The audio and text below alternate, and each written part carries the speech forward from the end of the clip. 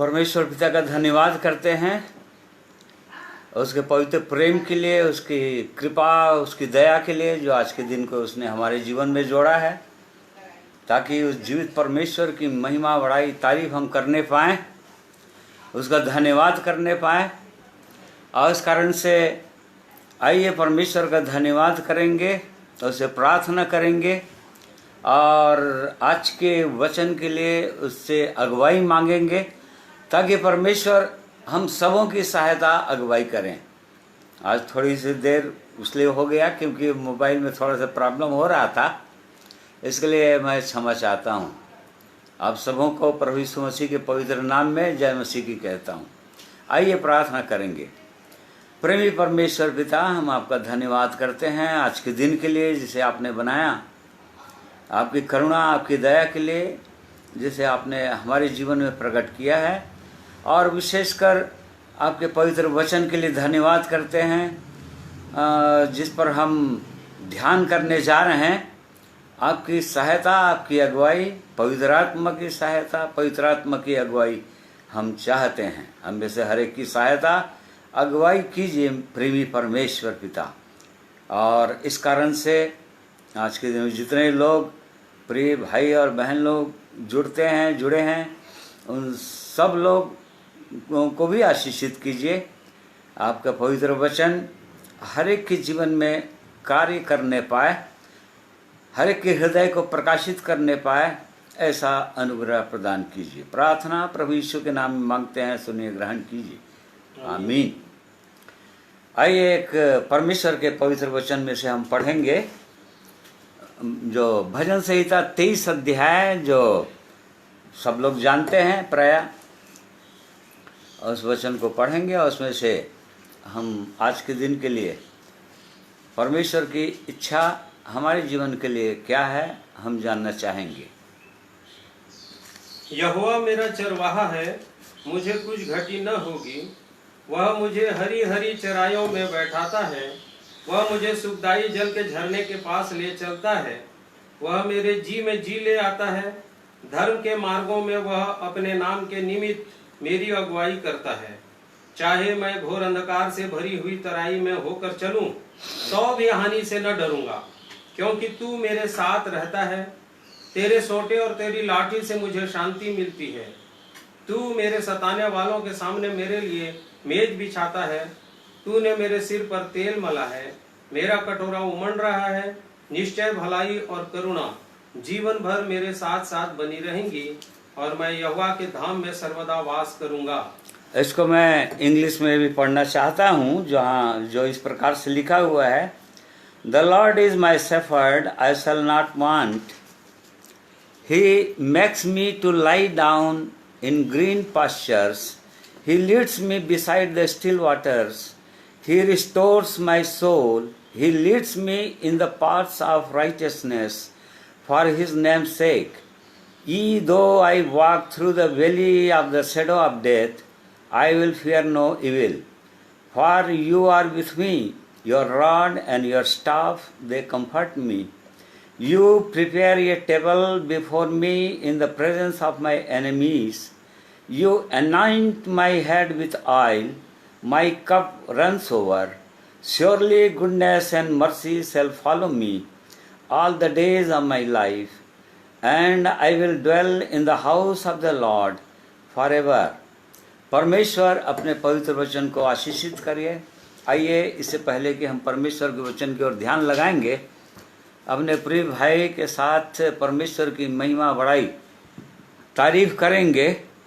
और इन गीत के वचनों के द्वारा भी और परमेश्वर के वचन से हम जो सुनने जा रहे हैं उनके द्वारा भी अपने आप को जांचेंगे, क्योंकि परमेश्वर अपने वचनों के द्वारा हमको लगातार हमारे हृदय को जांचते हैं, हमारे हृदय को देखते हैं। और वो परमेश्वर चाहते हैं कि हम भी अपने हृदय को जांचें, देखें और परमेश्वर की इच्छा के अनुसार अपने आप को तैयार करें। और इसलिए प्रिय भाई को अवसर होगा।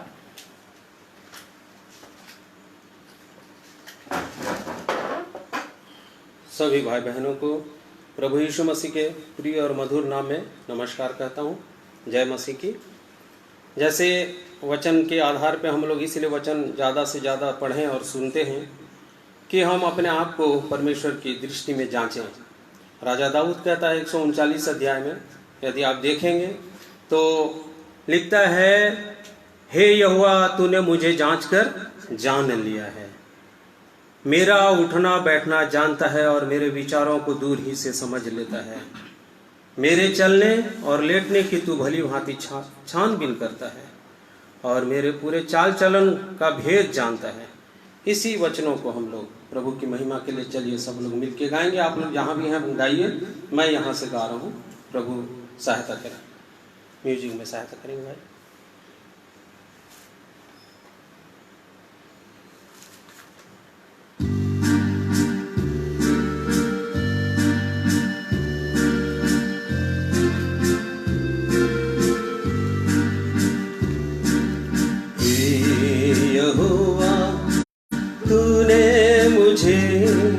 जांच कर जान लिया है, हे यहोवा तूने मुझे जांच कर जान लिया है।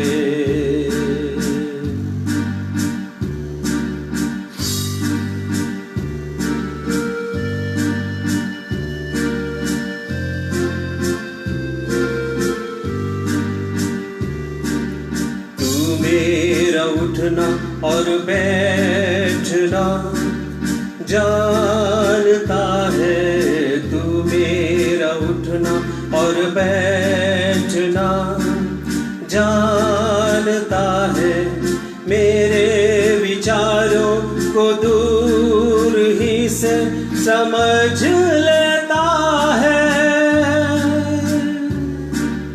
हे यहोवा तूने मुझे जांच कर जान लिया है, हे यहोवा तूने मुझे जांच कर जान लिया है।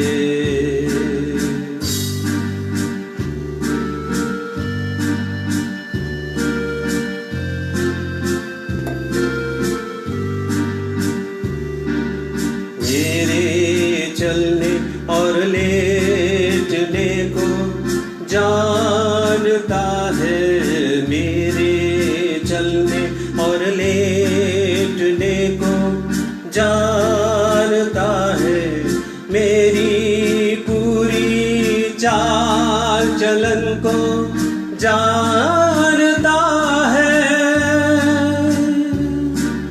हे यहोवा तूने मुझे जांच कर जान लिया है, हे यहोवा तूने मुझे जांच कर जान लिया है।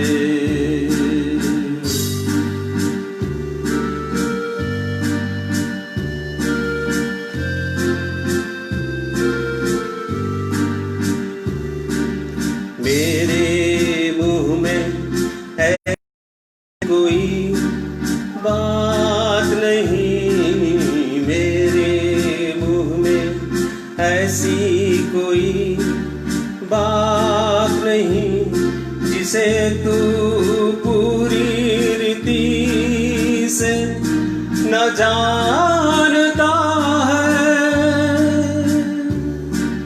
हे यहोवा तूने मुझे जांच कर जान लिया है, हे यहोवा तूने मुझे जांच कर जान लिया है।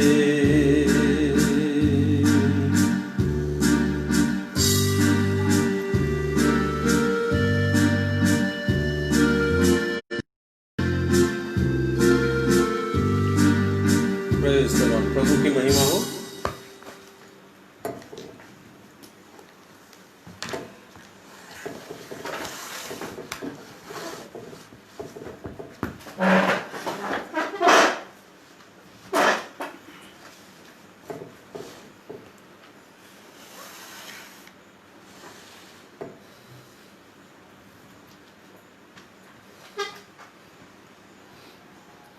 हमने देखा इन गीतों को के बोल में जो परमेश्वर का वचन ही है कि परमेश्वर हमको जांचता है, एक एक चीज़ों को जानता है, हमारी बातें, हमारे सोच विचार, जो हमारी बोली भाषा, हम जो बोलना चाहते हैं वो पहले से ही वो परमेश्वर जानता है। ऐसी कोई बात नहीं है जो परमेश्वर की दृष्टि से छिपा हो। और इस कारण से क्या राजा दाऊद जो दूसरे जगह वो बोलता है कि तूने मुझको जांचा परंतु मुझ में कोई खोटापन नहीं पाया। भजन 17 में वो बोलता है उसने मुझको जांचा, परमेश्वर ने मुझको जांचा परंतु मेरे अंदर कोई उसने खोटापन नहीं पाया। तो वो परमेश्वर तो चूंकि जानते ही हैं, जांचते ही हैं, और इसलिए अपने लोगों को भी वो कहते हैं कि हमको भी अपने आप को जांचना ही चाहिए। इसलिए यहाँ पर आज के दिन के लिए परमेश्वर का ये वचन जो हमारे सम्मुख पढ़ा गया है कि ये उत्तम आशीषें हैं। भजन संहिता में परमेश्वर अपने लोगों के लिए उत्तम उत्तम आशीषें रखा है।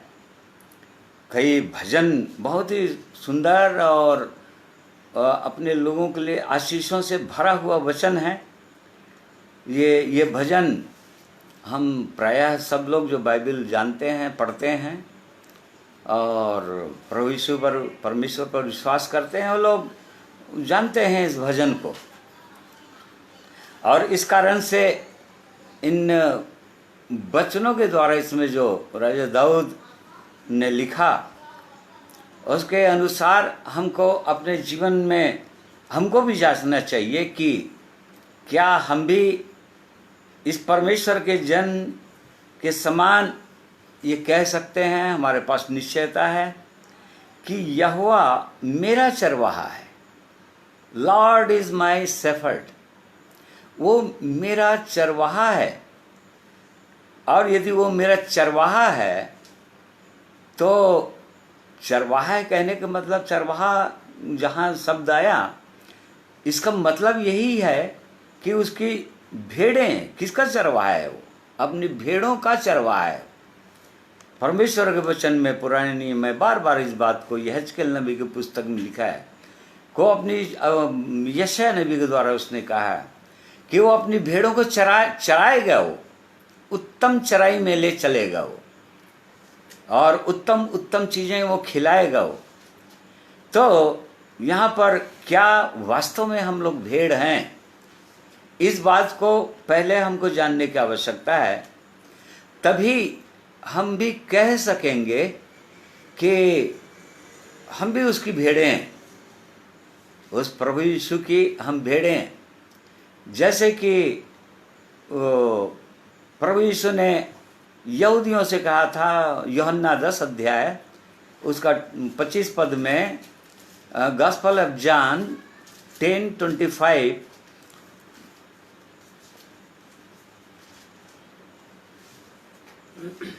यीशु ने उन्हें उत्तर दिया, मैंने तुमसे कह दिया पर तुम विश्वास करते ही नहीं।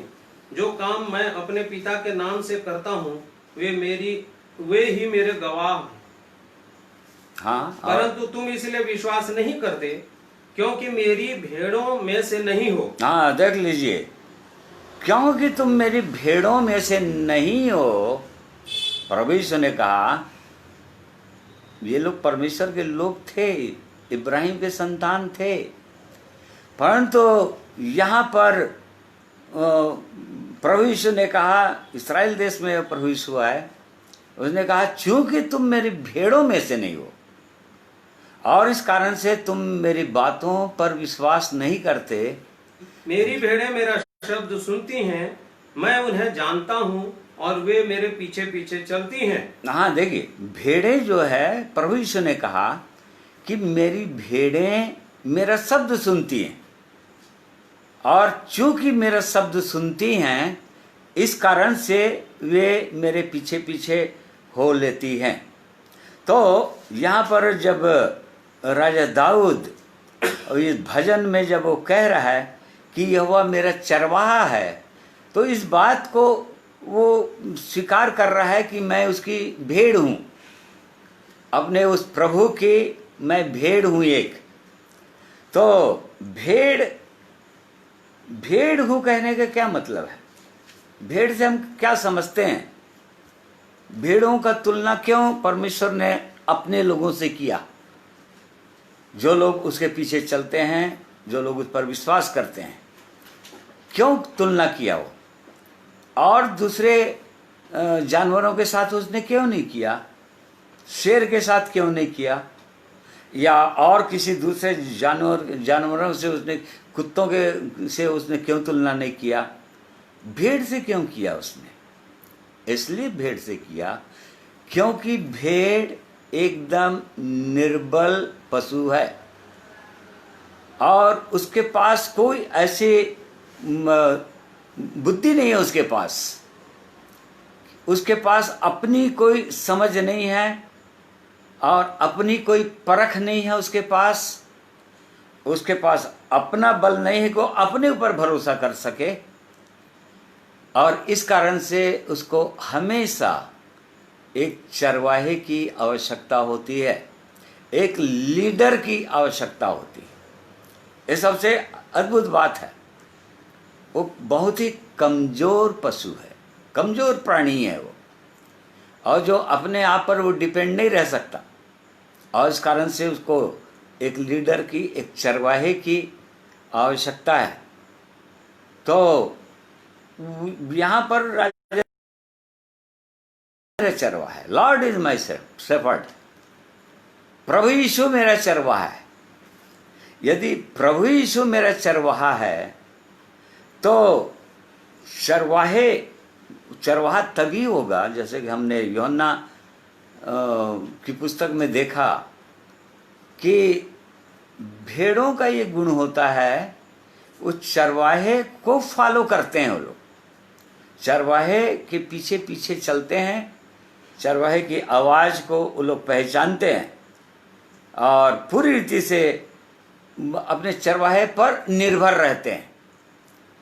बिल्कुल ऐसा ही इन वचनों के अनुसार यदि हम अपने आप को जांचें, हम अपने आप को ऐसा कह सकें कि मैं भी एक भेड़ हूँ और मेरा चरवाहा प्रभु यीशु है। अंततः मेरा चरवाहा प्रभु यीशु है। अवश्य अपने बीच में और जो चरवाहा वो प्रभु जो है नियुक्त करते हैं, एक लीडर नियुक्त करते हैं हर एक झुंडों में, परंतु अल्टीमेट जो चरवाहा है वो हमारा प्रभु यीशु है। हमको उसकी सुनने की आवश्यकता है, क्योंकि उसने कहा कि मेरी भेड़ें मेरी आवाज़ को सुनती हैं, और इस कारण से चूंकि उसकी आवाज़ को उसकी भेड़ें सुनती हैं, इसलिए वो कह सकता है, वो भी कह सकता है कि मेरी भेड़ें मेरा शब्द सुनती है और मैं अपनी भेड़ों को जानता भी हूँ, क्योंकि वो मेरे पीछे पीछे हो लेती हैं। देख लीजिए, वो उसके पीछे पीछे हो लेती हैं, क्योंकि उस अच्छे तरीके से वो भेड़ें जो है अपने चरवाहे की आवाज़ को पहचानती हैं कि वही मेरा चरवाहा है। और कई चरवाहे आ जाएं या कितने लोग भी के द्वारा हम परमेश्वर के वचन को सुने, कैसे शब्द को पहचानेंगे? आज बहुत सारे लोग यहोवा मेरा चरवाहा, प्रभु यीशु मेरा चरवाहा है बोलते जरूर हैं, परंतु उसकी आवाज़ को नहीं पहचानते हैं। उसकी आवाज़ को तो केवल वही पहचान सकता है जिस प्रकार से अपन परिवार के अंदर रहते हैं, पति पत्नी के रूप में, बाल बच्चों के रूप में, एक साथ रूप में, चूंकि एक दूसरे की आवाज को हम प्रतिदिन सुनते रहते हैं, इतना अभ्यास हो गया रहता है कि हम अपने प्रियों की आवाज को हम पहचान लेते हैं, पहचान लेंगे। चाहे दूर में, झुंड में, चाहे भीड़ में भी कोई पुकारे, कई लोग पुकारे, और यदि हमारे प्रिय लोग पुकारे, हम पहचान लेंगे कि हाँ वो मेरा भाई है, वो मेरी माता है, वो मेरे पिता की आवाज़ है, वो मेरे पुत्र की आवाज़। अर्थात यदि प्रभु की आवाज़ को पहचानना है तो परमेश्वर के पवित्र वचन को और अधिक से अधिक हमको पढ़ने की आवश्यकता है, मनन करने की आवश्यकता है। तभी हम अपने इस चरवाहे की आवाज़ को पहचान सकेंगे कि परमेश्वर ये बोल रहा है, प्रभु मुझको ये बोल रहा है। और दूसरे की आवाज़ में हम भिन्नता पा सकेंगे, पहचान सकेंगे। जैसे कि प्रभु यीशु ने कहा अपने भेड़ों के विषय में, अपने चारों, कि मेरी भेड़ें मेरा शब्द पहचानती है, वो परायों के शब्द को नहीं पहचानती, उनसे भागती हैं, उनसे भागेंगी वो।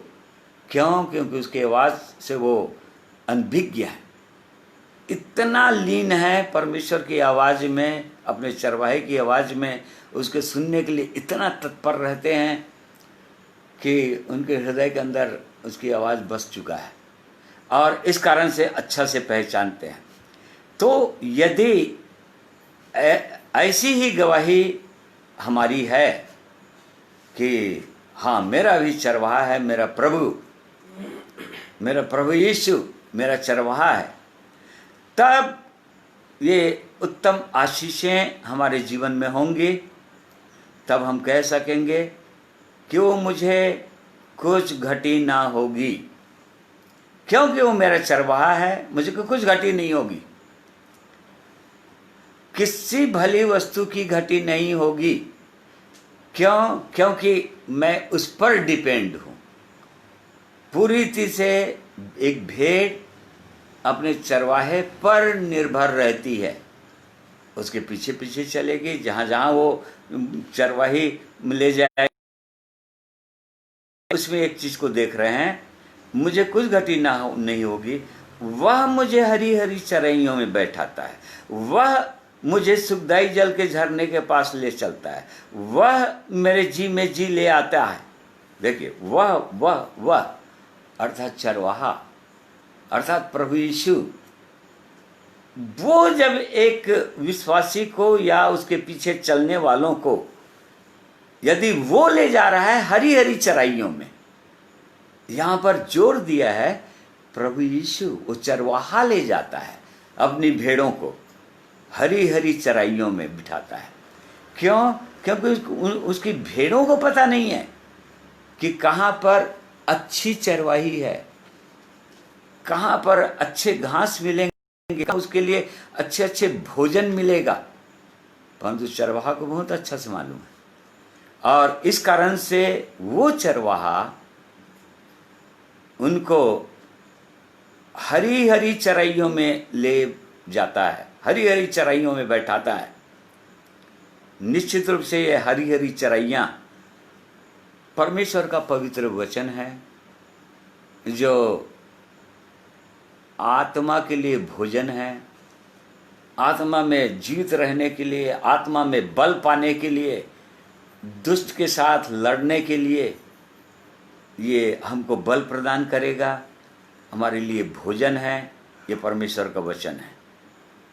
और इस कारण से वो हरी हरी चराइयों में, हरा हरा शब्द जो है, हरी हरी चराइयाँ क्या चीज़ को दिखाता है? फ्रेश, हमेशा ताज़ा ताज़ा हरी हरी चराइयाँ, बासा नहीं, वो पुराना नहीं, वो पुरानी बातें नहीं, वो पुराना समय कभी जीवन पाया था या कभी उद्धार का अनुभव हुआ था, उस समय मेरे पास ऐसा अनुभव था और उसके बाद वो अनुभव नहीं है। यह वो आनंद नहीं है, यह वो शांति नहीं है, यह वो परमेश्वर का वचन नहीं है जो मुझको एकदम आज का वचन, आज की रोटी।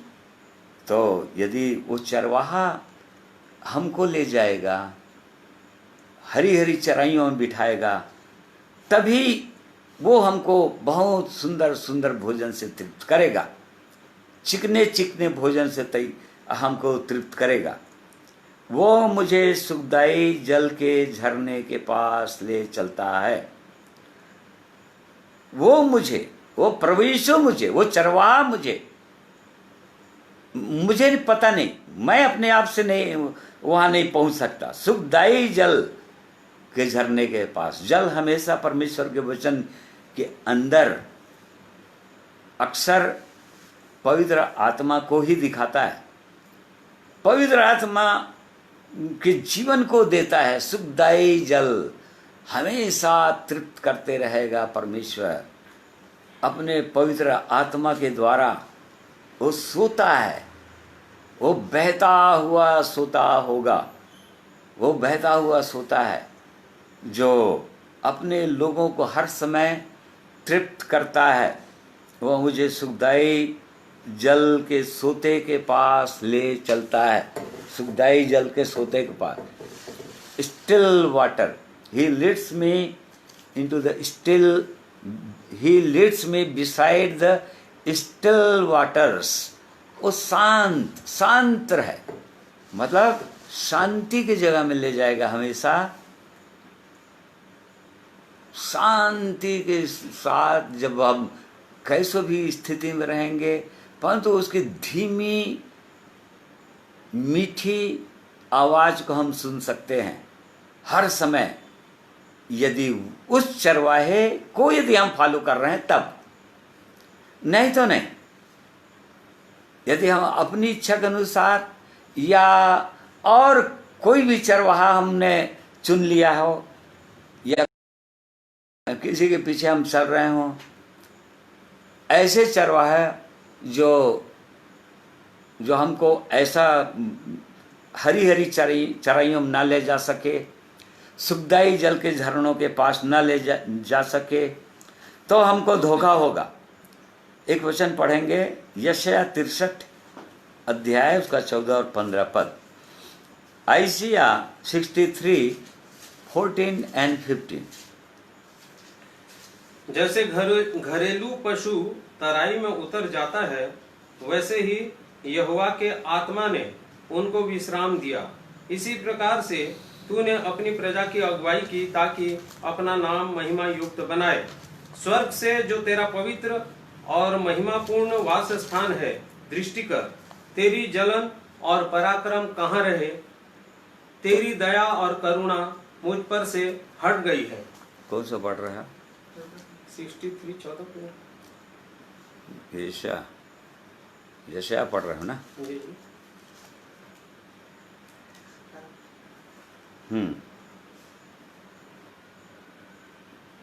फिर से पढ़ो 14 पद। जैसे घरेलू पशु तराई में उतर जाता है, वैसे ही यहोवा के आत्मा ने उनको विश्राम दिया।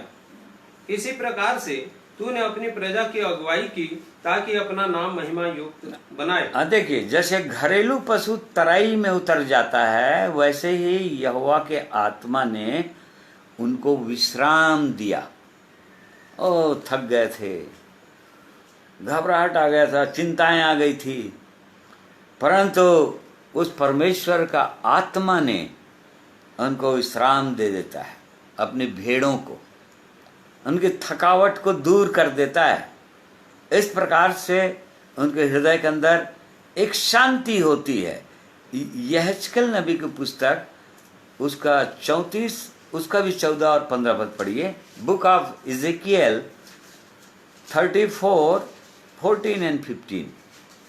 मैं उन्हें अच्छी चराई में चराऊंगा, और इस्राएल के ऊंचे ऊंचे पहाड़ों पर उनको चराई मिलेगी। वहां वे अच्छी हरियाली में बैठा करेंगी, और इस्राएल के पहाड़ों पर उत्तम से उत्तम चराई करेंगी। मैं आप ही अपनी भेड़ बकरियों का चरवाहा हूँगा, और मैं आप ही उन्हें बैठाऊंगा। परमेश्वर यहोवा की यही वाणी है। हाँ, ये शुरू से पुराने नियम से ही परमेश्वर अपने लोगों के विषय में ऐसा बोलता चला आ रहा था। ये भविष्यवाणी करता आ रहा था, ये भविष्यवाणी का वचन है कि वो स्वयं चरवाहा होगा अपने लोगों को और उत्तम उत्तम चराइयों में ले जाएगा अपने नाम के निमित्त, और इस प्रकार से उनको शांति दिया करेगा। फिर तीसरे पद में हम लोग पढ़ते हैं भजन संहिता 23 के तीसरे पद में, वह मेरे जी में जी ले आता है। वो ऐसा चरवाहा है हमारा प्रभु यीशु कि अपने भेड़ों को जो उसके पीछे पीछे चलती हैं उनके जी में जी ले आता है। और जी में जी ले आता है, इसका इंग्लिश में लिखा है, ही रिस्टोर्स माई सोल। वो मेरे प्राण को बहाल कर देता है, मेरे जी में जी ले आता है।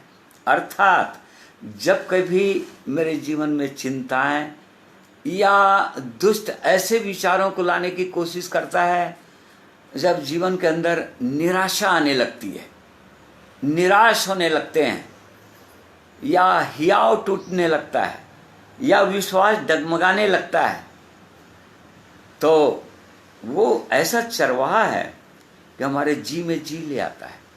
हमको सांत्वना का वचन या ऐसा प्रोत्साहन का वचन, इंकरेजमेंट का वचन देता है अपनी चरवाही से, चरवाही में ले जाकर ऐसे ऐसे वचनों के द्वारा वो हमें तृप्त करता है अपनी भेड़ों को, जिससे कि उनके अंदर फिर से वही उमंग, वही उत्साह, वही आनंद उनके जीवन में आ जाता है। वो कैसा सुंदर अद्भुत महान चरवाहा है वो मेरे जी में जी ले आता है। और इस कारण से यहाँ पर एक पहचान भी है कि जिसको भी हम अपना चरवाहा माने हैं या लोकल चरवाहा माने हैं या उस महान चरवाहे के अंडर में यदि चरवाहा माने हैं और उसके वचनों के द्वारा क्या हमारे जीवन में आनंद और शांति आती है।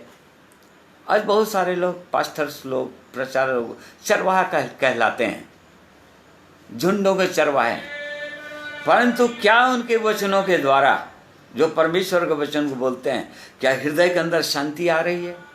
क्या हृदय के अंदर वो आनंद आ रहा है? या निराश जीवन, निराशा में मनुष्य डूबा हुआ है, भय में मनुष्य डूबा हुआ है, क्या सचमुच में वो आनंद वचनों के द्वारा, परमेश्वर के वचनों के द्वारा, ऐसे चरवाहों के परमेश्वर के वचनों के द्वारा क्या जीवन के अंदर वो आनंद और शांति आती है?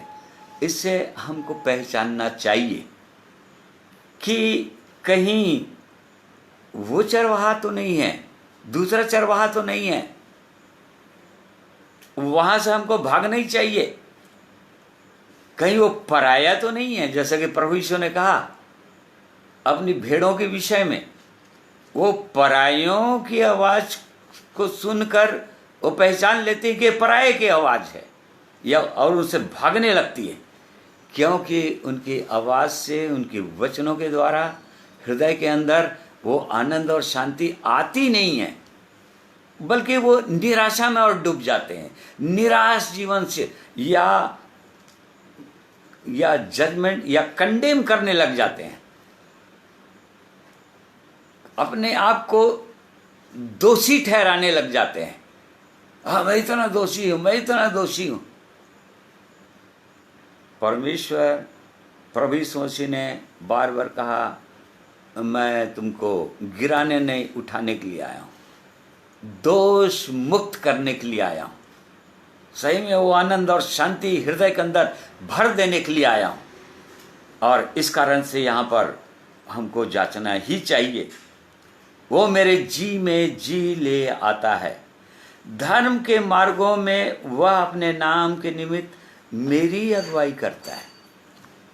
ओ प्रभु यीशु, यदि हमारा चरवाहा है यदि हम उसकी भेड़ें हैं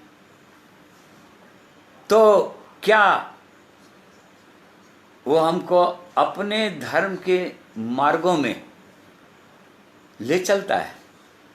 क्या वो हमारी अगुवाई कर रहा है? धर्म के मार्गों में वो अपने नाम के निमित्त मेरी अगुवाई करता है। और इस कारण से जो अगुवाई शब्द आया है वो चरवाहा मेरा लीडर है, या अभी जिनको भी हमने अपना लीडर माना है, लोकल लीडर माना है, जिनकी झुंड में हम हैं, वो कैसे अगुवे हैं? क्या वे लोग परमेश्वर के वचन के द्वारा हमको पवित्र धर्म के मार्ग में ले चल रहे हैं या और किसी मार्ग में ले चल रहे हैं?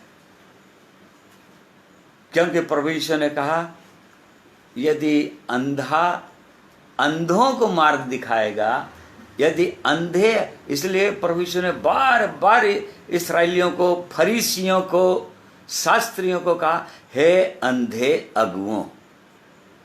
प्रभु यीशु ने कहा, ये प्रभु यीशु के शब्द हैं। मत्ती 23 अध्याय में अब बार बार इन वचनों को पढ़ सकते हैं।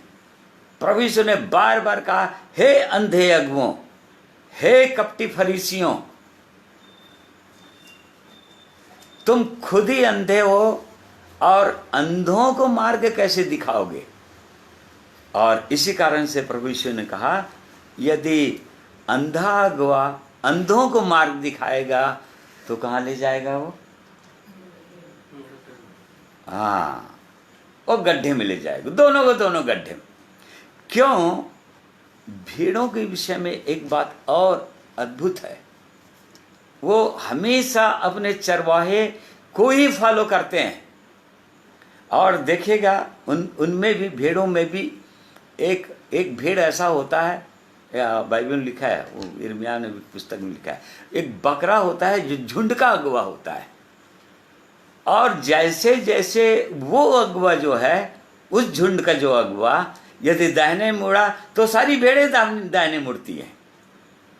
और यदि वो भेड़ का अगुवा, वो कौन सा वचन मेरे को याद नहीं आ रहा है, ढूंढना पड़ेगा मेरे को, यिर्मयाह नबी की पुस्तक में लिखा है, यदि वो अगुवा भेड़ों का यदि बाएं ओर मुड़ा तो सारी भेड़ें उसको फॉलो करेंगी। ये गुण भेड़ों में होता है। और इसी कारण से यहाँ तक कि जब जो लोग काटने के लिए जाते हैं ना, भेड़ों को जो काटते हैं, कटिंग, जो स्लॉटर हाउस होता है, जो उनका जो स्लॉटर हाउस होता है, उनको कुछ करना नहीं पड़ता है। और फॉरेन वगैरह में भेड़ों का ही मांस अधिक बिकता है। तो जो भेड़ों का जो अगुवा होता है, जो बकरा होता है, वो करता क्या है, उसको आगे आगे ले चलता है और सारी भेड़ें उसके पीछे पीछे जाती हैं। और उसके बाद अगुवा तो बहुत ट्रेंड रहता है, वो सब के सब स्लॉटरिंग हाउस में चले जाते हैं और सब मशीन से कटते चले जाते हैं, क्योंकि उनका अगुवा उनको वैसे फॉलो करवाया। प्रभु यीशु ने बिल्कुल वैसे कहा, यदि अंधा अगुआ अंधों को मार्ग दिखाएगा तो सब के सब गड्ढे में जाएंगे। और इसलिए यदि प्रभु यीशु हमारा अगुवा नहीं है, यदि प्रभु यीशु हमारा चरवाहा नहीं है, तो वो धर्म के मार्गों में वो हमको नहीं ले जा सकेगा, जहाँ पर वास्तव में हमको जाना है। जैसे कि इसी के 5 का 8 पद पढ़िए, भजन संहिता 5:8, साम 5:8।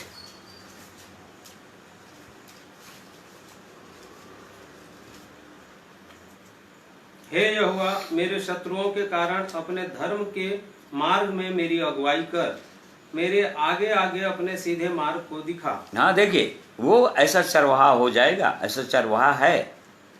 यदि हम उसको फॉलो कर रहे हैं तो वो अपने नाम के कारण से हमको सही मार्ग में ले जाएगा। 31:3, इसी का 31:3,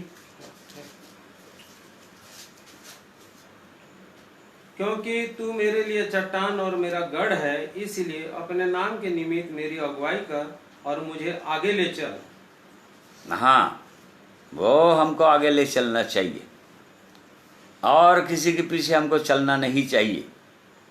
क्या मेरा प्रभु मूसा जानता था इस बात को?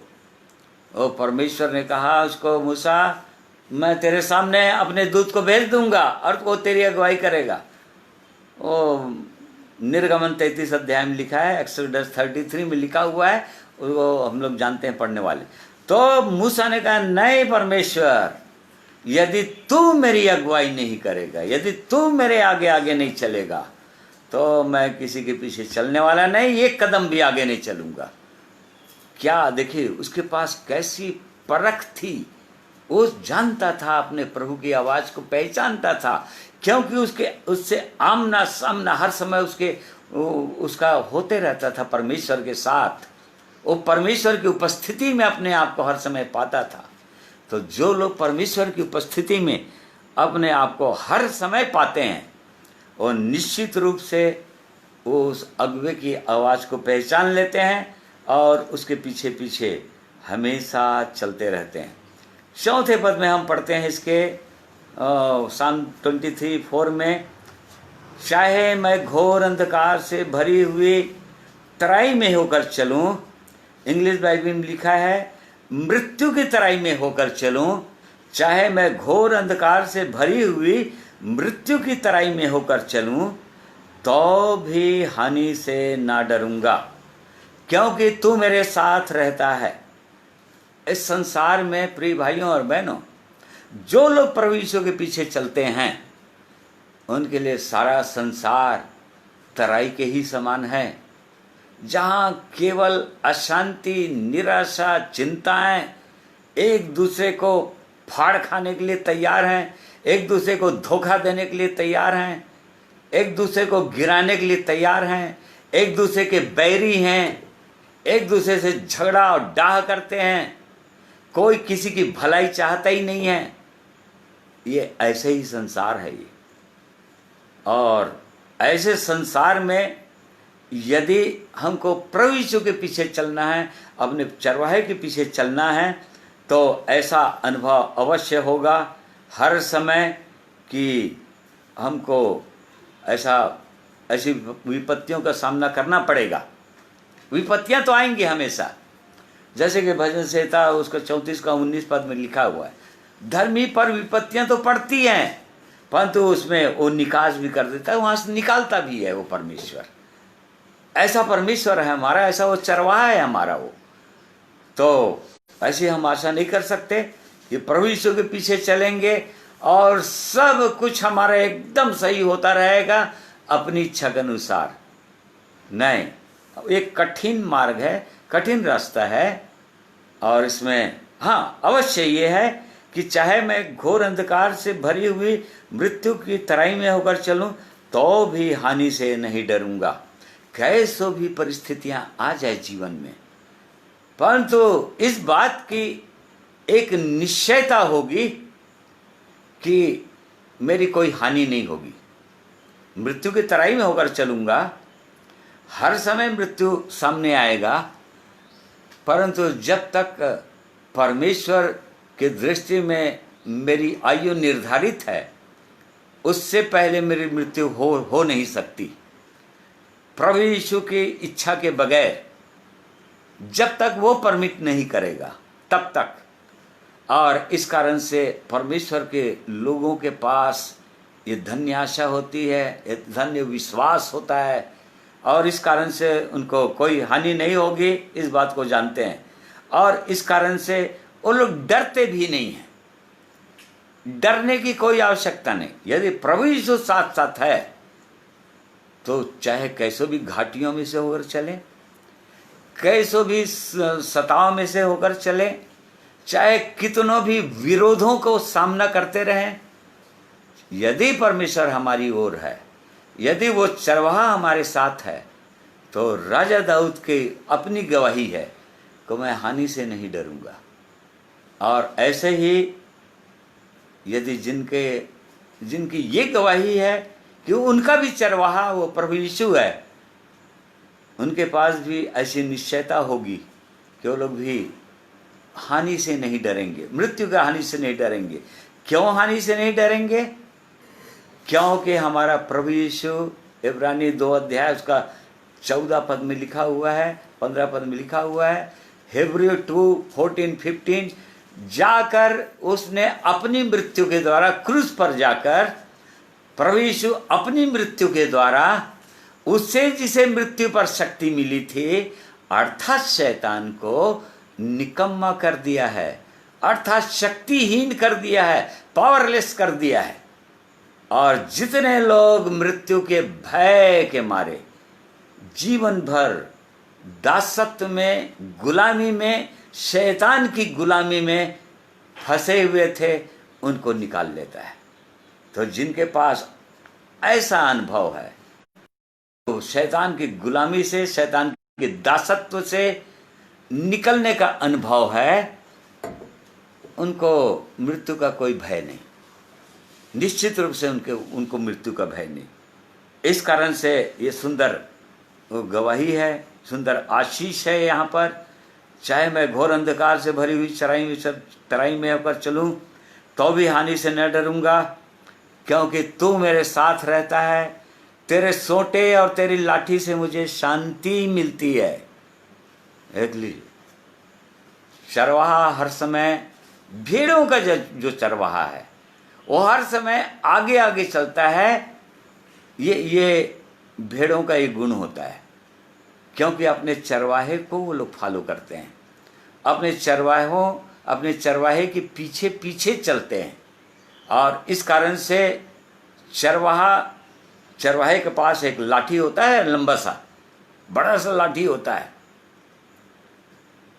इनको मारने के लिए नहीं होता है, भेड़ों को मारने के लिए नहीं होता है, परंतु जो भेड़ियों के लिए होता है, वो जंगली जानवरों के लिए होता है, जो इन पर अटैक करना चाहते हैं, उनके लिए वो ऐसा लाठी रखे रहता है और उनको मारता है, उनको भगा देता है।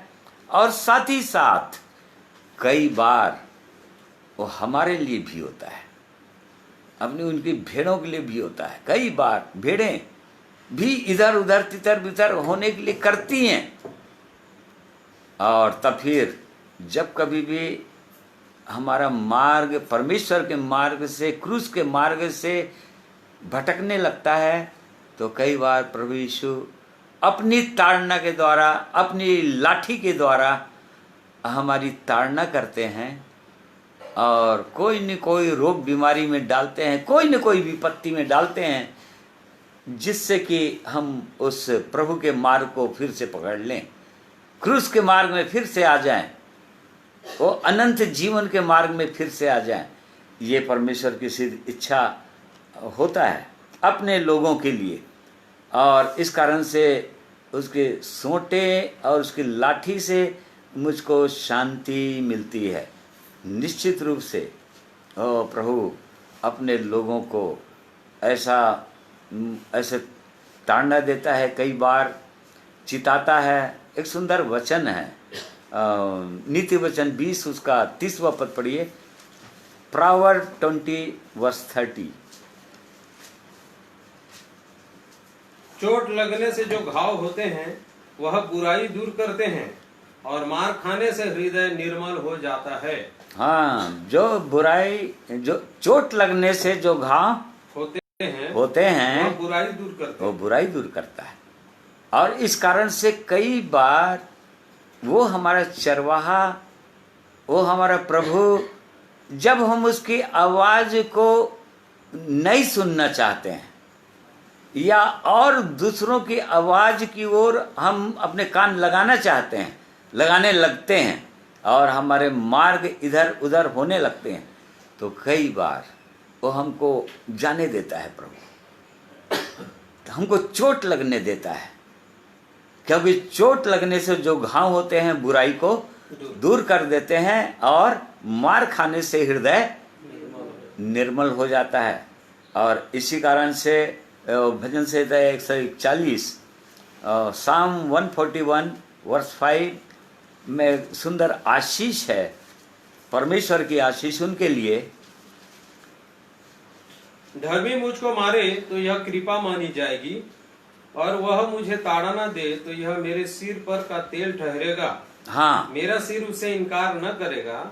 लोगों के बुरे काम करने पर भी मैं प्रार्थना में लवलीन रहूंगा। देखिए, वो यदि धर्मी मारे, वो धर्मी परमेश्वर अपने वचन के द्वारा, अपने अपने खरे वचनों के द्वारा यदि हमको मारता है तो कृपा मानी। तो उसकी कृपा है ये।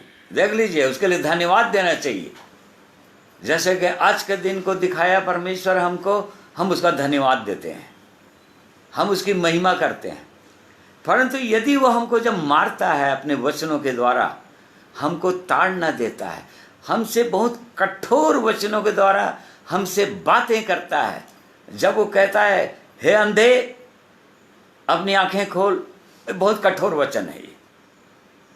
परंतु ये उस अपने चरवाहे की मार है, ये उस धर्मी परमेश्वर की मार है अपने पवित्र वचन के द्वारा, पवित्र आत्मा के द्वारा। यहाँ पर लिखा है कि यदि धर्मी हमको मारे तो कृपा मानी, तो उसकी कृपा है।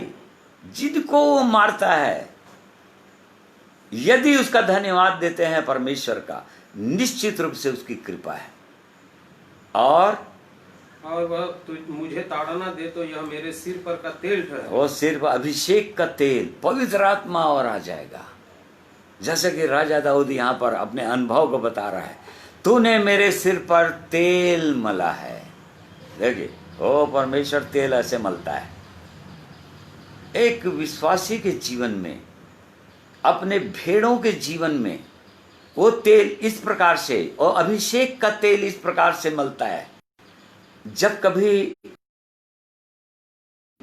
से दाएं या बाएं मुड़ने लगते हैं, या परमेश्वर की आवाज को हम सुनना पसंद नहीं करते हैं, या अपनी इच्छा को पूरा करना चाहते हैं, तो कई बार वो परमेश्वर अपने लाठी से, अपने सोंटे से हमको मारता है। और तब फिर यदि हम अपने सिर को ना हटाएं, यदि हम उसको बुरा ना माने, हाँ प्रभु उसका धन्यवाद दे, मैं आपका धन्यवाद देती हूँ, मैं आपका धन्यवाद देता हूँ महान परमेश्वर, आप मुझसे प्रेम करते हैं, आप मेरा अच्छा चरवाहे हैं, और इस कारण से आपने मुझे मारा। ये मेरे सिर पर का तेल है, ये अभिषेक। मैं अपना सिर नहीं हटाऊंगा प्रभु, और मुझको मारिए। और तब फिर वो अभिषेक का तेल और बढ़ता चला जाएगा, बढ़ता चला जाएगा। ये अद्भुत आशीष वो परमेश्वर अपने लोगों के लिए रखा है, अपने चरवाहों के, अपने भेड़ों के लिए। और ये सुंदर वचन है ये, तू मेरे सताने वालों के सामने मेरे लिए मेज बिछाता है, तूने मेरे सिर पर तेल मला है, मेरा कटोरा उमंड रहा है। तूने मेरे सताने वालों के सामने, प्रभु यीशु ने पहले ही बता दिया, जो लोग उसके पीछे आएंगे वो लोग सताए जाएंगे। पौलुस प्रेरित ने तिमुथियुस को पत्र लिखते समय उसने कहा, दूसरा तिमुथियुस 3:12 में, जितने लोग भक्ति के साथ, मसीह में भक्ति के साथ जीवन व्यतीत करेंगे, वे लोग सताए जाएंगे। वो सताव अलग अलग हो सकता है। ऐसा नहीं कि हर समय सताव, कोई डंडा से मारेगा तभी उसको सताव बोलेंगे। यदि आप किसी कार्य स्थल में हैं, यदि कोई भी कार्य के में करते हैं, हम कहीं भी किसी के अधीन में होकर, यदि बॉस कुछ भी करता है, परमेश्वर के वचन के खिलाफ कोई आदेश देता है, या कुछ काम करने के लिए बोलता है, यदि आप कहते हैं कि नहीं, मैं प्रभु यीशु मसीह का शिष्य हूँ, मैं प्रभु यीशु पर विश्वास करता हूँ, उसके पीछे चलता हूँ, तो हो सकता है वो किसी न किसी प्रकार से आपको सताए। ये सताव है ये, और कई प्रकार से सताव हो सकते हैं, एक ही प्रकार का सताव नहीं होता है। तो यहाँ पर परमेश्वर का वचन के अंदर ये सुंदर आशीष है। चाहे कितनों भी सताने वाले हों, चारों ओर हमारे सताने वाले हों, परंतु वो हमारा जो चरवाहा है, हमारे सामने मेज बिछाता है। चारों ओर हमारे विरोध में बोलते रहेंगे लोग, परंतु वो परमेश्वर हमारे हृदय के अंदर वो आनंद और शांति, वो आशीष, लोग देखते रहेंगे उस आशीषों को। हाँ, उसके मेज में रहना है, लेकिन हमारे सामने वो मेज बिछाता है और अपने मेज में वो उत्तम उत्तम पदार्थों को देता है। उसके सामने हम बैठे रहेंगे तो हमको कोई फर्क नहीं पड़ेगा, उनके सामने वो देखते रहेंगे। इसीलिए परमेश्वर ने कहा कि यदि परमेश्वर हमारी ओर है, पौलुस प्रेरित ने कहा यदि परमेश्वर हमारी ओर है तो हमारा विरोधी फिर कौन हो सकता है। वो हमारे सामने, सताने वालों के सामने हमारे लिए मेज बिछाता है। तूने मेरे सिर पर तेल मला है, मेरा कटोरा उमंड रहा है। इस प्रकार से जब जब हम ऐसा अनुभव करने लगते हैं, हम सताव से गुजरने लगते हैं किसी भी प्रकार से, जब परमेश्वर के इच्छा के खिलाफ हम नहीं करना चाहेंगे, परमेश्वर के वचन में ही हम बने रहना चाहेंगे, तो लोग उसको बुरा मानेंगे। परमेश्वर ने कहा तुम्हारे घर के ही लोग तुम्हारे बैरी हो जाएंगे, और उसके बाद और लोग सभी बैरी हो जाएंगे और तुमको किसी न किसी प्रकार से सताएंगे।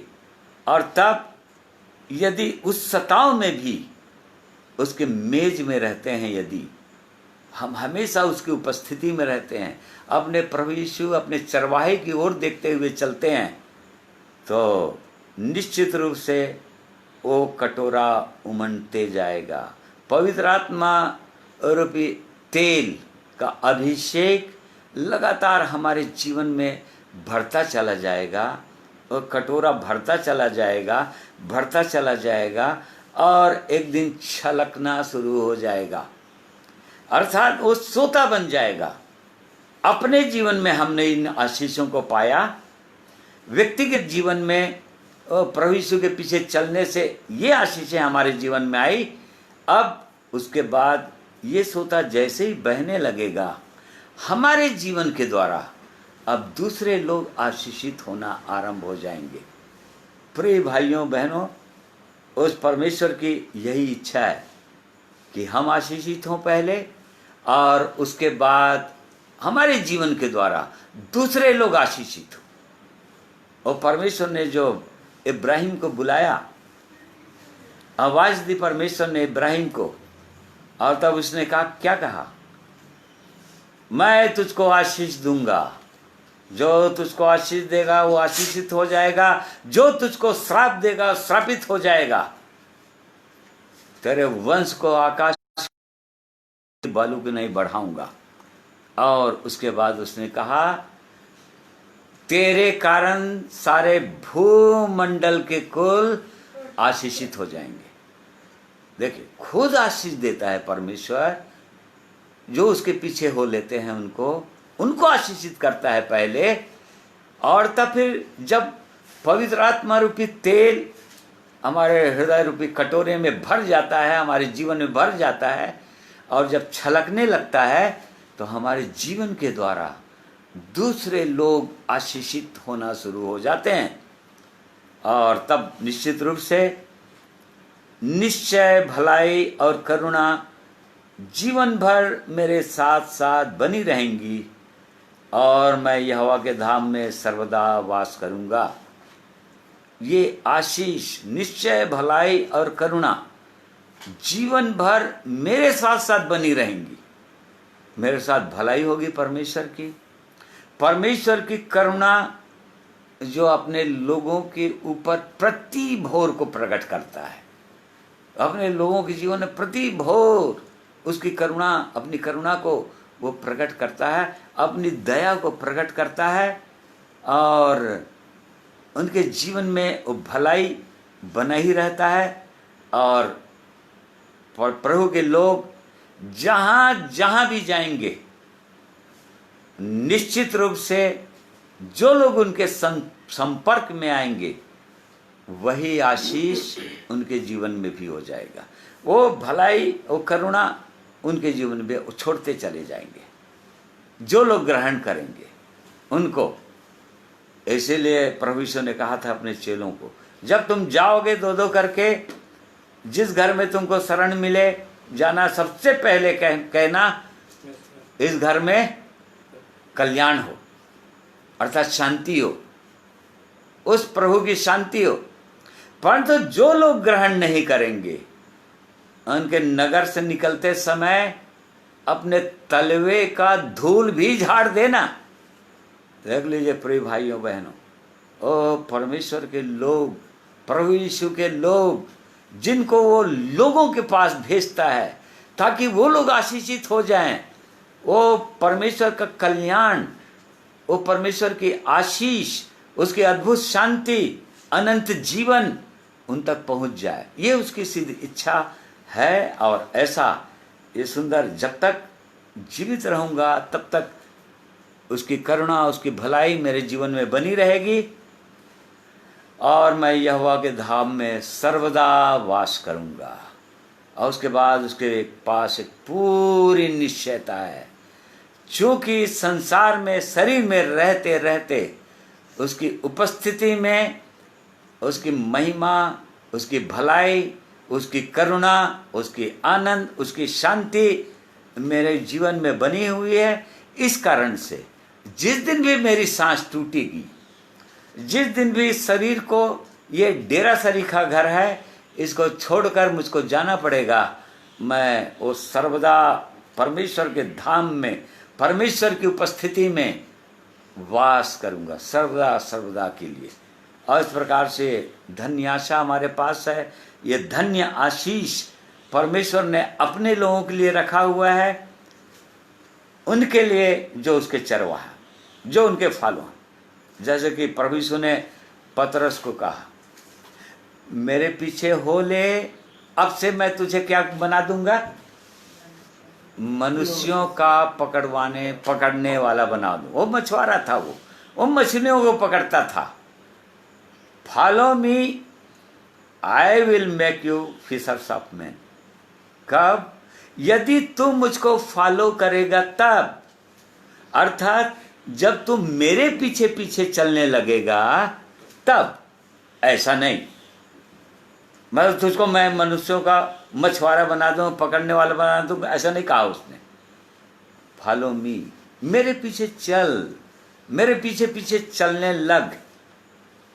और चलने लगेगा तो तुरंत उसको भेज नहीं दिया, उसको सिखाया, अपने चेलों को उसने सिखाया, वो लोग उसके साथ साथ रहने का अनुभव को वो लोग पाए।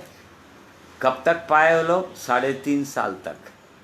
3.5 साल तक प्रभु यीशु की सेवकाई के दौरान उसने अपने शिष्यों को चुना, प्रेरितों को चुना, और वे लोग उसके जीवन से सीखते रहे।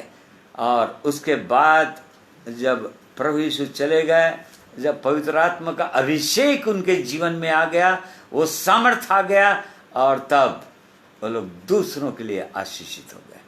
और इस कारण से क्या आज हम भी कह सकते हैं राजा दाऊद के समान, क्यों प्रभु यीशु मेरा चरवाहा है, मेरा पर्सनल सेवियर है, मेरा व्यक्तिगत चरवाहा है, कॉमन नहीं, हम सबका चरवाहा है ऐसा नहीं, मेरा व्यक्तिगत चरवाहा है। और इस कारण से मुझे कुछ घटी नहीं होगी, किसी चीज की मुझको घटी नहीं होगी। आज लोग बहुत सारी चीजों के लिए चिंताओं में डूबे हुए हैं, समस्याओं में पड़े हुए हैं, कई चीजों के लिए चिंता कर रहे हैं, क्या खाएंगे, क्या पहनेंगे, कहाँ रहेंगे, कैसे होगा, केवल इसलिए क्योंकि उन्होंने उस परमेश्वर को, प्रभु यीशु को अपना चरवाहा नहीं बनाया है, उसकी भेड़ नहीं बने हैं, उसके पीछे पीछे नहीं चल रहे हैं, उसकी आवाज को नहीं सुन रहे हैं। क्योंकि जब तक उसकी आवाज को नहीं सुनेंगे उसके पीछे चल नहीं सकते। क्योंकि प्रभु यीशु ने कहा, मेरी भेड़ें मेरे पीछे पीछे चलती हैं, वे इसलिए चलती हैं क्योंकि वे मेरी आवाज को सुनती हैं। जो लोग उसकी आवाज को सुनते हैं वे लोग उसके पीछे पीछे हो लेते हैं। इसलिए परमेश्वर हमारी सहायता हमारी अगुवाई करें कि हम उसके पीछे पीछे चलें, अपने प्रभु की, अपने चरवाहे की आवाज़ को सुने। आइए एक गीत और सुनेंगे प्रभु की महिमा के लिए, और इन गीतों के द्वारा भी अपने हृदय को तैयार कीजिए। प्रिय भाइयों और बहनों, इन वचनों के द्वारा जांचिए, हाँ प्रभु यीशु आप मेरा भी चरवाहा हो, मेरा भी चरवाहा बन जाइए, आपके पीछे पीछे मुझको भी चलना है। आइए एक गीत सुनिए।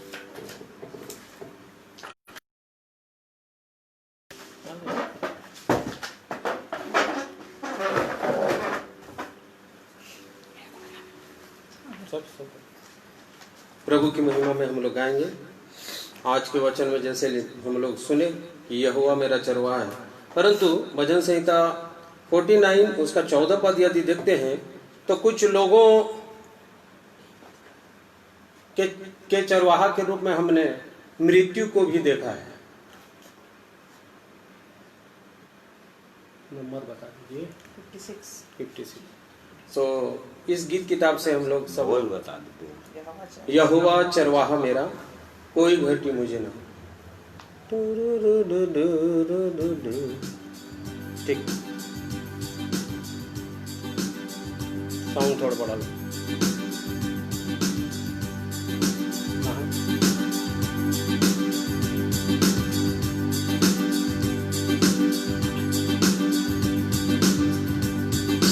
यहोवा चरवाहा मेरा, कोई घटी मुझे नहीं है। हरी चराई से चराता वो है। यहोवा चरवाहा मेरा, कोई घटी मुझे नहीं है। हरी चराइयों में मुझे श्रेय से चराता वो है। मृत्यु के अंधकार से मैं जो जाता था, प्रभु यीशु करुणा से तसल्ली मुझे दी है। मृत्यु के अंधकार से मैं जो जाता था, प्रभु यीशु करुणा से है। यहोवा चरवाहा मेरा, कोई घटी मुझे नहीं है। हरी चराइयों में मुझे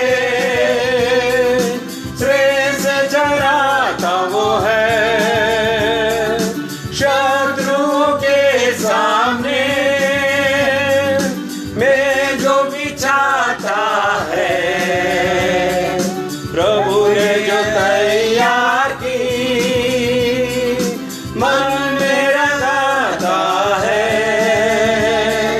शत्रुओं के सामने मैं जो बिछाता है, प्रभु ने जो तैयार की मन मेरा गाता है। यहोवा चरवाहा मेरा, कोई घटी मुझे नहीं है। हरी चराइयों में मुझे श्रेय से चराता वो है। सिर पर वो तेल मला है, अभिषेक मुझे किया है। दिल मेरा भर गया है और उमड़ भी रहा है। सिर पर वो तेल मला है, अभिषेक मेरा किया है। दिल मेरा भर गया है और उमड़ भी रहा है।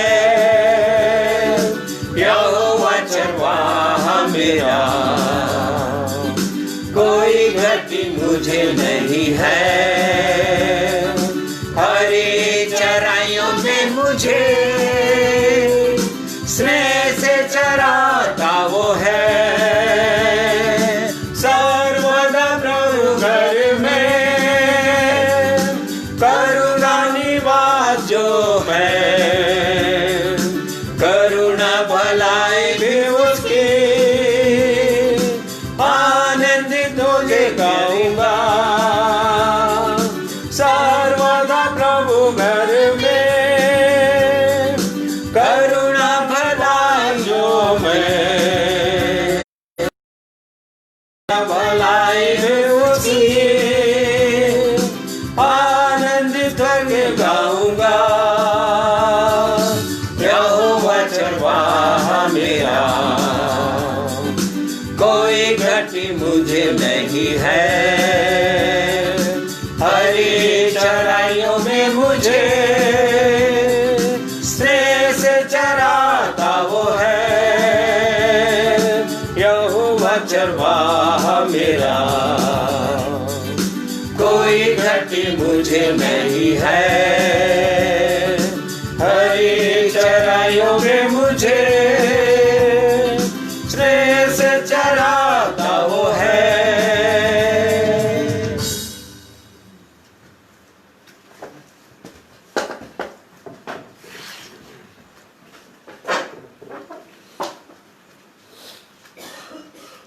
परमेश्वर आप सबों को आशीषित करे। मैं परमेश्वर का धन्यवाद करता हूँ। आप लोग बड़े धीरज के साथ इस वचन को सुने। आइए प्रार्थना करें।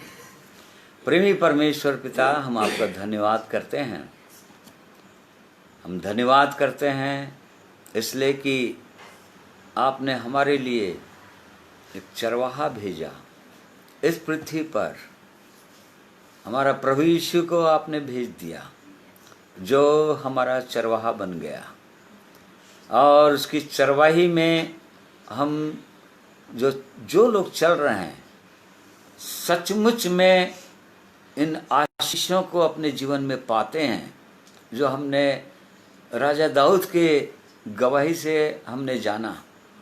धन्यवाद करते हैं प्रेमी परमेश्वर ऐसे पवित्र वचनों के लिए, ऐसे आशीषित वचनों के लिए।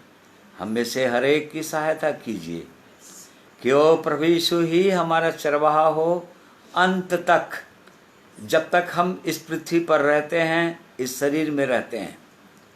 उसकी आवाज़ को सुनने के लिए हम हर समय तत्पर रहें। ओ प्रभु यीशु की आवाज़, जो धीमी मीठी आवाज़ को, पवित्र आत्मा की आवाज़ को, इसलिए उसके पवित्र वचन को और अधिक ध्यान देने वाले हो जाएं, अधिक पढ़ने वाले हो जाएं, उस पर ध्यान देने, उसको मनन करने वाले हो जाएं, उसकी आवाज़ को हम समझ सकें, पहचान सकें। ऐसा अनुग्रह प्रदान कीजिए। आज जितने मेरे प्रिय भाई बहन लोग सुने हैं, हर एक के जीवन में आपकी उत्तम आशीषें आ जाए महान परमेश्वर, यही मेरी प्रार्थना है। आपने इस प्रार्थना को सुना है, धन्यवाद करते हैं। इस विनती प्रभु यीशु के नाम में मांगते हैं, सुनिए, ग्रहण कीजिए। आमीन। प्रिय भाइयों बहनों, मैं आप सबों का धन्यवाद करता हूं। आप लोग बड़े धीरज के साथ परमेश्वर के वचन को सुनने के लिए अपना बहुमूल्य समय को निकाले, और आपने सुना है, इसके लिए उस जीवित परमेश्वर का हम धन्यवाद करते हैं, उसकी महिमा बड़ाई तारीफ करते हैं। इसी तरह से और जब तक परमेश्वर हमको ऐसा अवसर देते हैं, हम परमेश्वर के वचन को लेकर आते रहेंगे, सुनते रहेंगे। परमेश्वर आप सबों को आशीषित करे। आप सबों को एक बार जय मसीह।